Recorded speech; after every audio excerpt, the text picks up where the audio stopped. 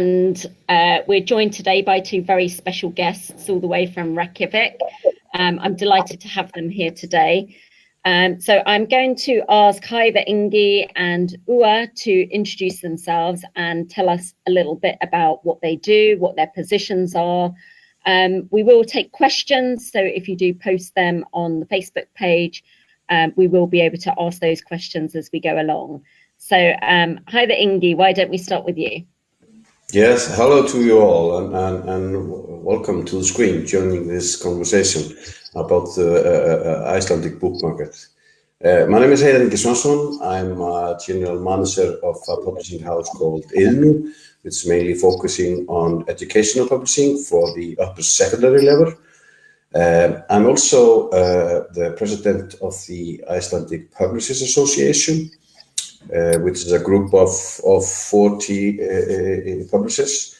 I'm also a chairman of the Icelandic Literature Center, which main focus is to aim awareness of Icelandic literature, both broad and domestic. And then in Frankfurt last year, I was elected as a member of the executive board of the IPA. And I'm a second generational publisher, actually. My stepfather was a publisher. And actually this calendar here, it's the name of the publishing house he was running, and I started my career in the publishing business for. You're a man that wears many hats. Yeah, you could say that, although I'm bald right now. Well, I'm pleased that we get to experience all of your hats in this session. Ua, tell us about yourself and your companion. Well, yes, my name is Hólmfríður Matthíasdóttir, but everyone calls me Ua for obvious reasons. And I think you should meet my companion. Try to show him. Do you see him? I do. He's adorable. Keeping an eye on the proceedings. His name is Noe, and he is the responsible for development at the publishing house. He's the head of development. He's basically interested in good food, good life, and comfort, which I think is very important for all of us. Forlagið is the biggest publishing house in Iceland, probably because we have Noe helping us to develop. And we publish all sorts of books, from children's books, literature, poetry, crime, non-fiction, textbooks, cartography, anything you can imagine. Well, what else should I say? I've been working in publishing for 30 years, both in Spain and in Iceland. And I think it's lovely to be here today and to be able to talk with you all. Well, we're delighted that you could take time to join us and share your insights and knowledge as well. I think we're going to kick off with you, Heiða, to tell us a little bit about the overall book and publishing scene in Iceland. Tell us how many publishers you've got, what do they publish, how many books are sold, what's the size of the market? Well, I think the first factor you have to know is the population of Icelanders, because that's, of course, if you put every other numbers in context with that. So you have to bear in mind that in Iceland we are only 364,000 according to the latest numbers living in Iceland. And if I recall it right, if you compare it, like say in Brighton, I believe 600,000 people just live in Brighton. So we have 364,000 people living in Iceland. Wow. And that's the first number I'm going to give. The PA, the Icelandic PA Publishers Association, is now a group of 40 active publishers. It's a quite old organization. It was actually formed in 1889, first as a bookseller association, which then emerged to a publishers association. But this is a 131-year-old organization. And there is lots of activities that this Publishers Association is doing. And I'm probably going to come to that a little bit later. But the size of the market, according to the state-run numbers, the publishing sector in Iceland counts for around to 20 million euros, the turnover per year. And that's for all, forms of publishing. So 20 million euros per year. And according to our, it's called, it's a magazine that we published yearly with information about all titles, nearly all titles, or at least most of them. And in our 2019 issue, we had 842 titles in all publishing format that were introduced as new titles for the year 2019. Just to give you some idea about the numbers. Okay, that's interesting. And what about the different genres? So when you're looking at what type of publishing happens, is it mainly educational? Is it mainly fiction? How is that divided up? It's very general. Education. The market is quite different to most of the countries, and of course we are trying to change it because we have a state-owned publishing house that have a monopoly on all the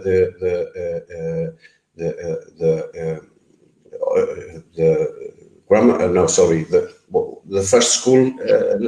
Primary school. Sorry. For all the primary school level as a monopoly, and that of course means that we are only the market is only open for upper secondary and university. So the main publishers in Iceland are just general publishing fiction and children books and general. But maybe Uwa can tell us something more about that, because Forlag is gives a good demography of all the whole publishing market. Yeah, I think tell us more. Yeah. Sorry, I think we're publishing in all genres. Fiction is quite big for us. We publish quite a lot of local Icelandic homegrown fiction, as well as translated fiction. And so I think fiction and children's books is probably the biggest. And then we quite a lot of non-fiction, both for the Icelandic readers as well as up to now, we publish lots of books for visitors coming to Iceland, which is now sadly is not active at the moment.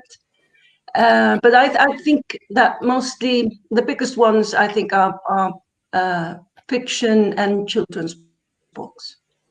Okay, and do you only publish in Icelandic, or do you do some publishing in English as well? We publish in English a little bit, but that's for this travelers market. We call the tourist books. So we publish all sorts of guide books about Iceland and lovely picture books with astonishing pictures and things that people will want to take home with them. But we also publish some Icelandic literature and children's books that we've translated into English, and we distribute them here for the visitors to buy and take home with them, because there's always lots of people who want to read something when they're actually in the country, and if they're offered Icelandic literature, then they will buy it and take it home, and it's a nice souvenir. Yeah, absolutely. And so how obviously you've got a small market there, so what's the average print run like then for your books? Well, it depends. Yeah, well, I was going to say it depends on what you're publishing, because if you're publishing poetry, you can go from 200 to 2,000. If you're publishing literature, you can go from 1,000 to 20,000, which is the maximum we print. Yeah. So that's actually quite high numbers given the size of your market. And Heather, tell us where are people buying books? Is your bookshop culture strong? Yeah, we have I mean, of course, bookstores have gone through, you know, difficulties and changes in Iceland like everybody else. But so in fact now it's mostly one bookstore chain that have a net of bookstores around the country. Forlagið, for example, also have a quite a good bookstore with a good selection of books, and there are a couple of smaller independent bookstores also. But what is special about the Icelandic book market is also something called the Christmas book flood, which is actually the tradition of buying books for Christmas presents. Right. And I think that you can go back to during the Second World War, when we have a quota on the foreign currency, and weren't able to buy or import goods for Christmas presents. Then we started to buy books that were printed in Iceland. So before Christmas, we have all the stakeholders, you know, joining the market, supermarket chains, and you know, so we have a more options of buying books, and we have quite sometimes fierce price competition from October, November to December to selling, you know, sell these books. We have online sales as well. Okay. We have and of course during this crisis that we are facing now, the online sales have increased, although most of the bookstore hasn't closed completely. They've changed their opening hours. Of course, they have much fewer customers. But the biggest thing probably in the crisis now is that the quite big bookstore in the duty-free store, which sells lots of paperbacks, it has been closed, of course. We have online store, yes, and we have also audiobooks. We have Storytel entered the market 2 years ago, which of course has been, you know, has been booming since. I mean, all audiobook sales has been, you know, increasing a lot here in Iceland, like everybody else. So yeah, is that we have some book clubs as well? Ola? Okay. Yes. You have some book clubs. We currently have 3 book clubs. So we, as Heather was saying, that we have this big Christmas book flood, and this affects the way that we work during the year. So during the first half of the year, we're mainly publishing translated books, translated fiction for our book clubs, and non-fiction for our local market, both translated and homegrown. And then in autumn, we start publishing the big Icelandic authors. And it's a very strange thing, because we publish these books in October, and we have to sell them all before the 24th of December. So it's a very short period of time, and we're selling loads of books during that time. Yeah. So this, I mean, the fact that we sell most of our books during that part of the year affects the way we work during the rest of the year. But we still have these 3 book clubs that we translate and produce books for these book clubs the whole year. Okay, and so does that work on like a subscription service? So you'd sign up for a year, and once a month you get a book sent through to you? Yes, it's a subscription service. You sign up, and we send out books every 2 months. So it's 3 book clubs. It's one for crime, one for women's fiction, and one for literary fiction. I have to say, I really like the idea of the Christmas book flood. I think that's a fantastic idea. Lovely, and it must keep you all very busy, I'm sure. Yeah. So how does the rights market work for you guys? Do you buy and sell rights, or are you mainly selling rights? How does that work for you guys? Well, in Forlagið we have a rights department. There's no literary agency in Iceland. Okay. So most Icelandic authors, if they want an agent, they either have to go abroad and find an agent there, or the forlagið authors are lucky enough that we have a whole department that's dedicated to selling rights. So we have 2 people working there on selling rights all year round, very busy. And then on the other half, we buy rights for our translated fiction. So probably, I think we're probably 60% of what we publish is Icelandic written, and 40% is translation. Okay, that's interesting. And do you guys have a book fair in Iceland? I haven't heard of a book fair in Iceland, but most countries have their own book fairs. How does that work for you guys? Yeah, we have the Publishers Association. We have every year annually in November. So there, and it's locally. It's just to introduce new books that have been publishing before this Christmas selling period. And it's combined. It's a cooperation with the Reykjavik UNESCO City of Literature. So Reykjavik is a part of the UNESCO City of Literature, and we combined it. So it's like you can buy books directly from publishers that have booths and are introducing their new titles, and then we have reading, and we have a program connected, book signing and reading. It's a one weekend, and we've been doing it for a couple of years, and I think it's 10 years, and it's for the local market. And then we have a literary festival every second year, and that's an independent organization that has been running this literary festival, and there we have international authors joining us for a couple of days program. Fantastic. And is that in the summer when the weather is beautiful in Iceland? They changed the date. Is it when the literary festival is in April during the week of the book. Now it used to be in September. Yeah. But the book fair is in November, which is fantastic because that's when all the books are coming out. So you're seeing all the new books and meeting your favorite authors, and it's very lively. It's very good sort of moment of time when people are deciding which books to buy for Christmas.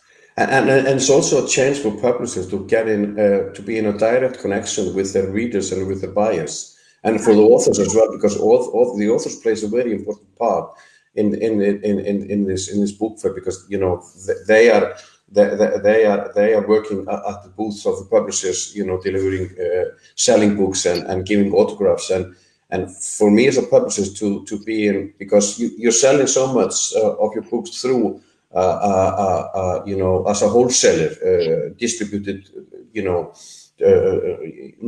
you're not in so much connect with the end user. And to meet your reader or your buyer and your customers at this book, I think is very important for publishers and authors as well, of course. Absolutely. And the booksellers, do they participate in that? Are they, sometimes you find with book fairs and festivals like that, there's often a bit of a clash with the booksellers, or are they part of this?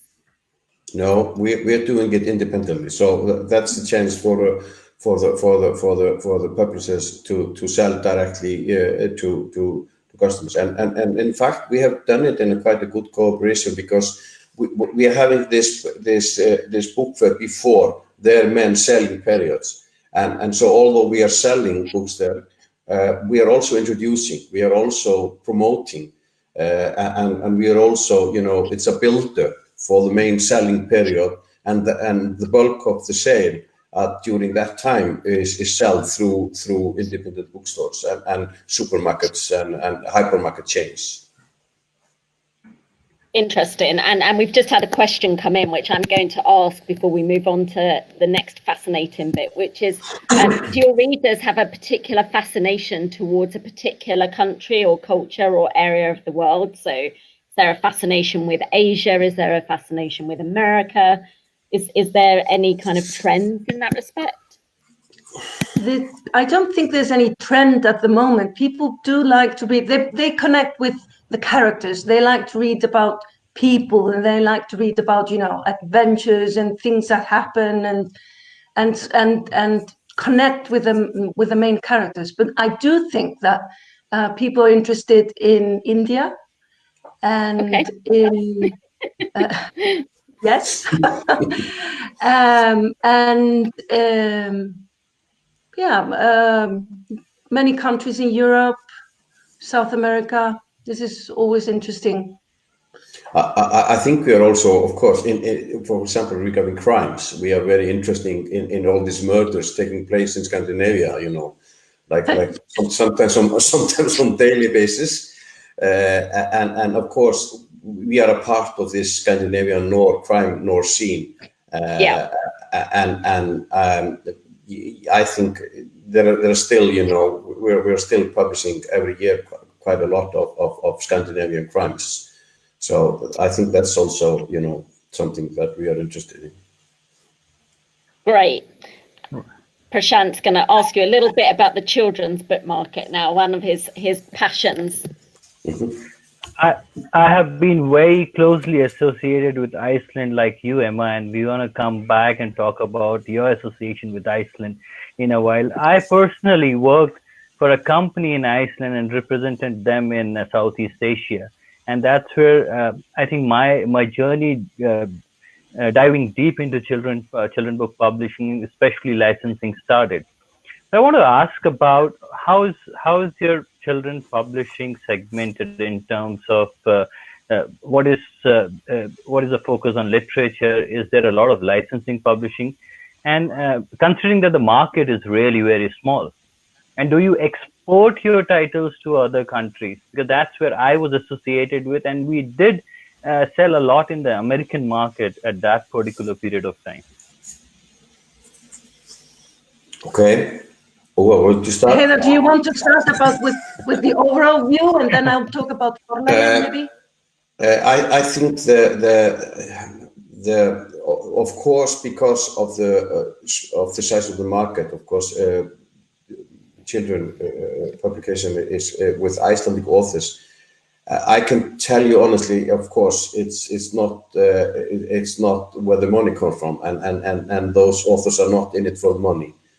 But we have been trying to strengthen that, and I think that we are having more now children books published in Iceland, especially last year, because the government actually through the literary center formed a fund where you can apply to. So we have a special fund now, subsidizing only children or young adult books. And in fact, it was a boom of new titles by Icelandic authors, both young adults and children book last year because of that. And we have also we have what we call authors salary system. So authors can apply to get salaries and they can pay them to write books, and part of that salaries go to children book writers, and so so you know, if the market should only control what is published, then we have fewer books, so we have to subsidize the market. But I think there is for the last year, it's my feeling that there is more of children books being published by Icelandic authors. What do you think, Hua? And what about Heather, I want to continue that question with you. And what about the curriculum-based market, the educational market for children? Is that imported, or is it something which you work on your own? The educational market. Yes. The educational market for the market, the upper secondary level.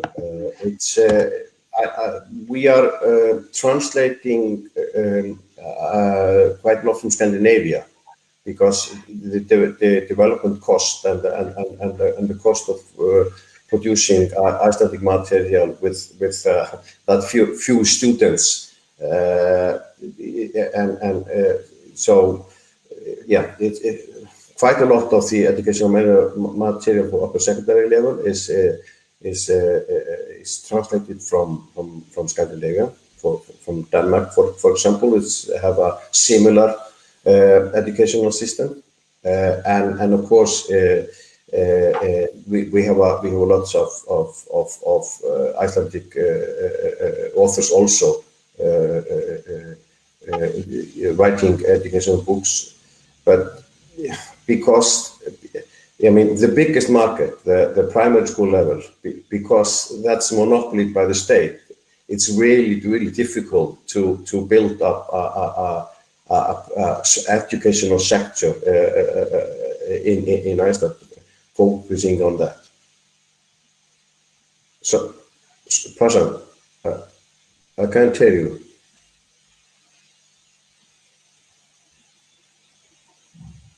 All right. Can you hear me now? Yeah, I can hear you now. Okay. So it's very difficult, you mean to say, to build a business model around the educational publishing for primary schools in India. So there is no scope for the private players to come in. Okay. Oa, do you want to add something? Yes, I wanted to add that because I think we have a very strong list of children's books here at Forlagið. We think it's very important to publish good quality children's books for all ages because we must feed readers of the future. So we are very proud of our list and a lot of effort in creating and publishing really good children's books. And in fact, maybe 2 or 3 of the highest, of the most, the bestsellers of last year, the most sold books of last year were children's books, like Ivar Thor and Gunnar Helgason and Hildur Knutsdóttir, 3 authors that have been selling really well and are very popular amongst the generation. We're also publishing picture books, illustrated books for the young.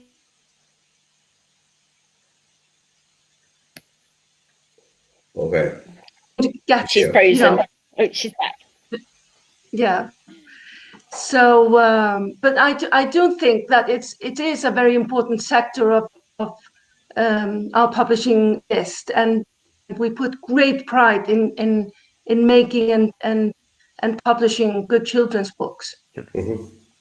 And we do sell rights. We do sell rights abroad to our children's books in a quite a broad number of countries. That's great. And Uwe, you're one of the biggest. You say you're work for the biggest publisher. How many trade publishers are there? Or maybe her may know this from your publishers. How many trade publishers are there in Iceland? In Iceland, Heather would be better able to answer that question, I think. I mean, we have 40 members in under our umbrella, the Icelandic PA. But of course, many of them are small, so we don't have that much. It's like many of the publishers. You can actually publish 10, 15 or more books per year, and having just some subcontractors and having only 1 or 2 employees on fixed salaries and then subcontractors. So the size of the publishing houses, according to how many books you publish, is not calculated of how many is working there. But so 40 publishers, not all of them are big, but they're all very active. Yeah, and if you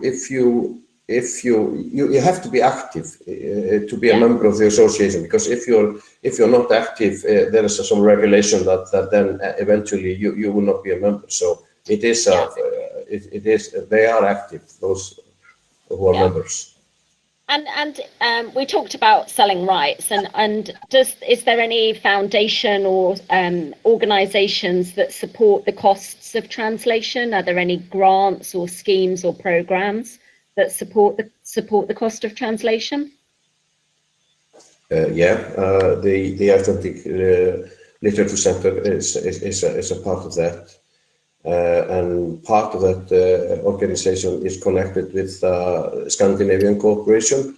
So there's a special fund that subsidizes the translation of novels, through Scandinavia. Yeah. And then it's just another fund that you can apply a grant for translation as well. Fantastic. Yeah. I'm sure a lot of our audience will be delighted to hear that, and we'll be in touch to ask for your rights lists. We've had somebody comment that in the year Iceland had a terrible economic crisis, it was the best year for books. Is that true? And is that still the case now? Yes, because when people found they couldn't travel abroad and they couldn't, buy expensive holidays and imported things for their friends and families, they would turn to books, because giving a book is always a very good present. And whoever you're giving a book to, it's always going to be a good present, and that's what's it about. It's about giving things and giving experiences and sharing experiences. So the year during the crisis, we sold more books than ever. Wow. Yeah. I need what the world should learn from Iceland, that during any crisis, they make sure that the books sell really well. I mean, from the World War II until now, Iceland has been proving all the time that it's always a good time for books. Exactly. And books stands more out. So during a crisis, I mean, there was some advice that my late stepfather gave me in the publishing business, is that during crisis, books always stands stronger out, and that's sometimes because the value as a gift is good. And it's Icelandic, and it's something that connects us with our sagas and our culture and history. So when you're going through difficult times, it has been in the past at least that books have come out stronger. So when you have more money to spend, and when the growth, you spend it on flat screen as a gift or something more expensive, and then you come back to book, and then you find out that the value of the book as a gift is greater than the value of how much it costs actually when you buy it, and it's of course it. And of course, it's because of this Christmas flood, the market is a little bit different, because there are more books that you buy not to read yourself. You buy them because you think they have a good value for the person that you want to give it to them. So then when you market books for this Christmas celebration, you market them as a gift. And not, so you don't, of course, know if the person you give them eventually read them or not. But we have measured that. We have measured that we have a high reading, although reading is declining in Iceland, like everybody else, and audiobooks is partly, yes, it's partly But I think it's a favorite pastime at Christmas gatherings to talk about.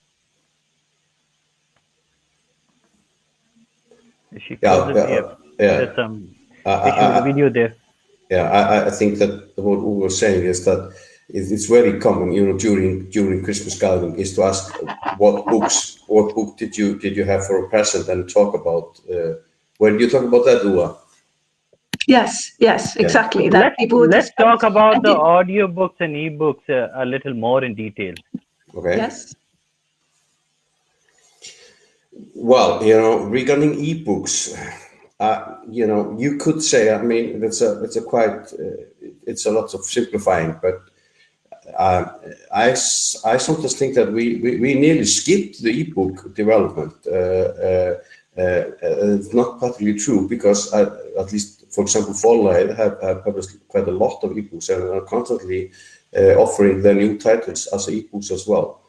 But although and Uwe can maybe tell us more about that the selling, I mean, the ebook market has not, established or developed in the same scale, and it doesn't count as much for the total market here in Iceland, like in the countries in Europe that I know about in Scandinavia. So it's like we skipped the ebook development and went straight to audiobooks, and there you have the market booming. What do you want to add something to that? Well, we've been producing ebooks alongside with printed books and now audiobook. But a few years back, we decided that we needed to have a bigger backlist of ebooks just in order to make it more attractive to our readers and buyers.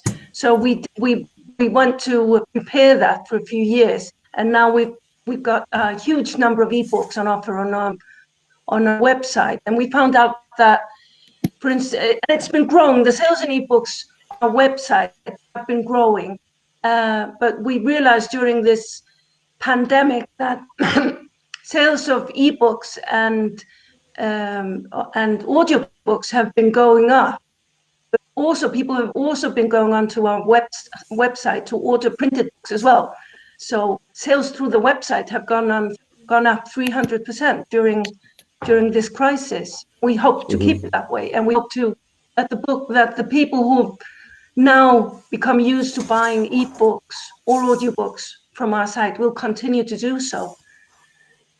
But it's like Heather said, it seems like a little bit skipped the ebooks and just went straight to what's going on in the rest of the world right now with audio and ebooks. And here's a really interesting question. So are you getting any support as publishers from the government during the crisis? We actually, what helped us a lot now during these difficult times is that last year the government decided to subsidize the publishing business because we have been facing before that, for the 10 years before that, quite a huge decrease in sales. So the market was declining steadily every year in 10 years time until 2018.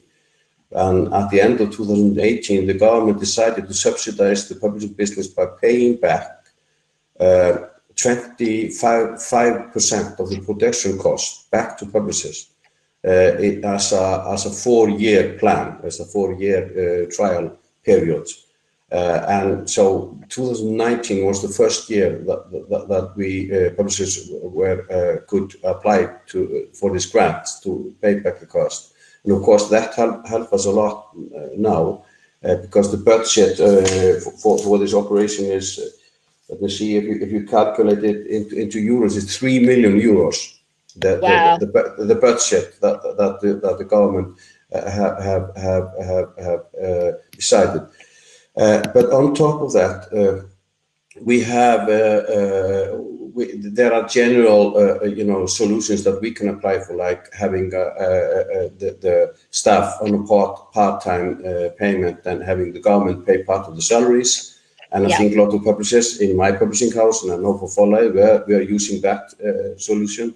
But we are actually at the Publishing Association now trying to get better overview of the situation and finding out if we are going to maybe if we need to higher the budget for the payment scheme, or if there are some other things that we can subsidize. But we have we got some more for the Icelandic literature sector. We got some special grants or more budget there. So we have put more money in publishing grants and translation grants and this fund I have talked about earlier about how we subsidize children books. There is more budget on that, but of course it's a rough guess. I don't have the figures, but according to the conversation I've had with publishers, we are probably facing for March and April between 30 to 40% decrease in sales for printed books, but we don't have the numbers for the audiobooks yet. So I don't know how much the increase in sales for audiobooks, which of course have increased, count in revenues for publishers during that time. But yeah, roughly 30 to 40% decrease in sales for March and April. And what platform are you selling ebooks on? I'm guessing, I don't think you have Amazon, do you? Which platform do you sell ebooks through? Uva? We're selling on our own platform, on our own website, but we're also selling through Amazon. So Amazon is also selling ebooks in Icelandic. Yeah. Amazing. And there are other sites that are selling ebooks as well. So you can buy it from other sites as well. Mm-hmm. I think Prashant's speaking, but he's on mute. Yeah. No, okay, we'll wait for him to get his audio sorted and then bring him in then. I think we wanted to ask really about, lots of people in our community love fellowship schemes. We had a fantastic discussion the other week about fellowship schemes and encouraging people to visit countries through fellowship schemes. Do you offer anything like that? We have. There's a fellowship. Yeah, sorry. Well, there is a fellowship for the International Literary Festival that's held every 2 years in April, and you can apply online, and then you will get, if they accept you, you will get invited to join us during the festival, where people can attend all sorts of seminars during the mornings, readings in the evenings, meet and hang out with all the wonderful international and Icelandic authors, and meet all the lovely and charming publishers. Fantastic. We have also started at the Literature Center. We started to form a fellowship program with Scandinavia. So we started last year with Sweden. There were Swedish publishers that came to Iceland and Icelandic publishers that went to Sweden. And of course, we are going to continue that this year, but we have cancelled that. And I think that, and we have also, like the Icelandic Publishers Association, we have a Scandinavian group that we meet every year. We are a part of the Federal of European Publishers. We are a part of the IPA. So fellowship in the publishing is very important for us, and we can always strengthen that bond. Emma, you sneaked in between, and you went to grab something. And do you want to show it to our users, our group, and talk about your relationship with Iceland? Well, this is to encourage everyone to visit Iceland, no matter what time of the year, because I visited 25 years ago when I had another life in the seafood industry. So I had a very good reason to visit Iceland.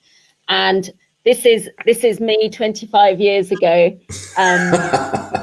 In the snow, of course. In the snow, against the backdrop of a frozen waterfall. So there's testament that any time is a good time to visit Iceland. There you go. That's my little anecdote. If you came last time for the seafood convention, you should then go to the literary festival next time. I'd love to in April. In April. Yeah, because the weather would probably be better in April. Yeah, definitely. And a few more daytime hours. I seem to remember there weren't many hours of daylight. I think I had between like 10 in the morning and 3 in the afternoon of daylight, and that was all. If you're done with the conversation, can we start talking about the Vikings now? Yeah, I mean, Vikings. My look could be, I could be applying for a role in a new Viking film. So, I'm strictly confidential about that at the time. But or even seals. I think there's a strange book that you were talking about, Uva. to do with seals. We were discussing yesterday the sex lives of seals. No. The sex life of elves. Elves. That was it. Elves. Sorry. That was it. I don't think. Actually, a very interesting book. Is it? Did you publish it or? No, we didn't. No. I looked at it more as a installation. I think it was an artist that made an installation. It was the book was a part of the installation. Exactly. He was spinning stories about. I think it was her sex life with elves, which I'm not quite very familiar, but maybe you can Google it and look much further into that. But of course, it's a myth. It's a myth connected with. But in Icelandic, the elves are called the hidden people because you can't actually see them. So who can say? Yeah, but it's a quite. I was raised up partly by my grandmother, and she could see hidden people, and I was raised up in the belief that there were rocks in the garden of my where I was born in Akureyri. And I was not allowed to walk over this cliffs or these rocks because there were hidden people living there, and I was going to be respected, and I never walked across that. Although I was not probably a very easy child to deal with, I didn't walk because there were hidden people living there, and this closeness to this for me personally. I don't see hidden people, but I respect those who do because I was brought up by believing that. Yeah, I love that story. But speaking of books, why don't one thing that we always love to talk about here is authors that are popular in your country. So authors that especially could be accessible to our audience and maybe written in English. But also any up-and-coming authors in Icelandic that our audience should know about. That's going to be the next big thing, and they should be rushing to buy the rights from you for. So, Uva, give us some recommendations. Well, I wanted to talk about some books that are going to be published in English or have been published already for the people listening to us to be able to read them. Stormbirds by Einar Kárason, which is it's short, but it's very intense. It's about a group of sailors fighting for their life in the northern seas. I love that one, by the way. It's a wonderful book. Of course, I should talk about Arnaldur Indriðason and his crime novels. He's our best-selling author, our king of crime in Iceland. And I should also mention a book by Andri Snær Magnason about the environment, On Time and Water, which is a beautiful book and very timely and something I think everyone should read if you care at all about our environment and our planet. So very timely. Anything do you want to add there? Well, I think it would be interesting to put a link after the conversation to the Icelandic Literature Center because there is a new catalog there, and of course, having all this book fair cancelled, we have been able to promote the new titles as well. But just to name a few, I like quite a lot. It's called Auður Ava Ólafsdóttir, latest novel called Miss Iceland. I think I'm not sure if it has been translated, but yeah, I think it will be published in June. So it's already in a translation. So you should look for that. I'm also very fond of Hallgrímur Helgason, who was one of the authors by Forlagið. I know that there's one book that you can find in English by him. It's called Woman at 1,000 Degrees. Absolutely splendid book. Absolutely. Yeah, excellent.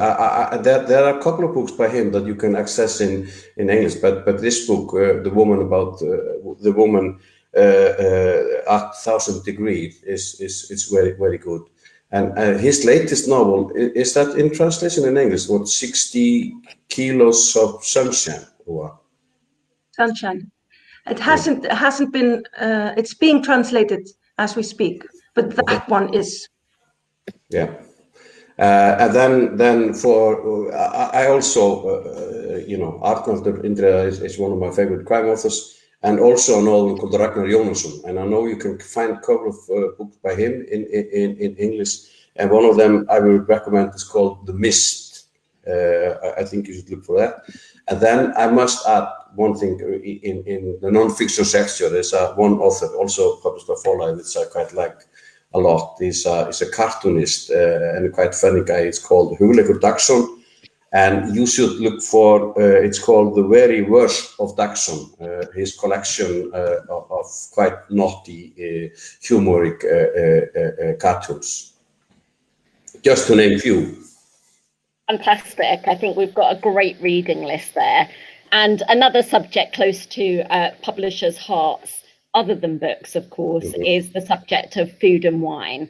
And and that's another good reason for us to come and visit Iceland. So if we come to visit Iceland, what can we expect in terms of the culinary and beverage scene? I think Iceland, of course, having the tourism industry, you know, before the crisis blooming, that has given us, you know, produced quite lots of very high class and good restaurants.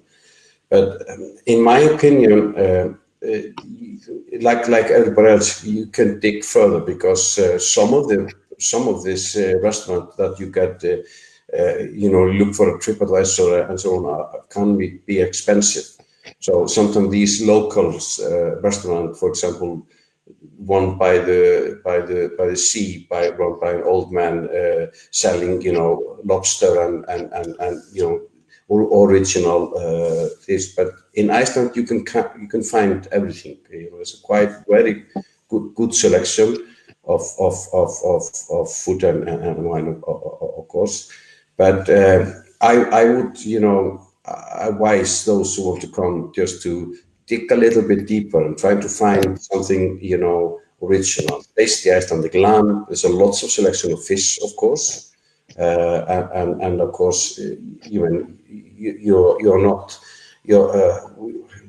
I mean, there's no excuse in either in offering fish, you know, fresh fish. You don't have. And what about Coke? Because I've heard somewhere, I read that Iceland has the highest per capita consumption of Coke.